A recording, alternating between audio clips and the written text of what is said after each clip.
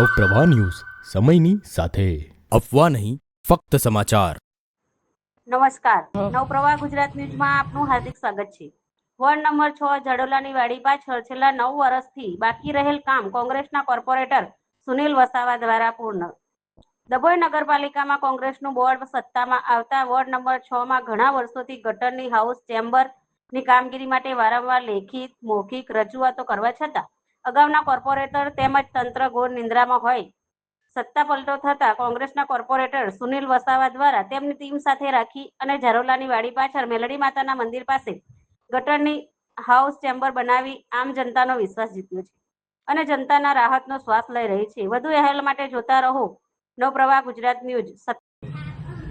અમે 9 વર્ષથી આ કુંડીની રજૂઆત કરી હતી પણ કોઈ આજ લગીને સાંભળ્યું નથી કે 9 વર્ષ પછી છોકરાઓની સહમતિથી યુનિટીથી છોકરાઓ રજૂઆત કરી ત્યાર પછી આ કુંડી બની।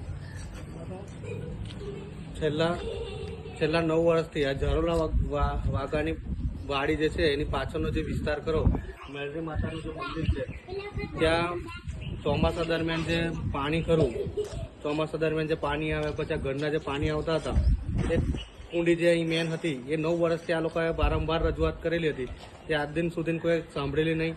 ત્યારબાદ આ મેલડી માતાના જે વિસ્તારમાં આવેલા જે યુવકો છે એઓએ સંઘર્ષ કર્યો કે ભાઈ અમને વારંવાર આ રજૂઆતો કરવા છતાં અમારી કુંડીનું કોઈ સાંભળતું નથી।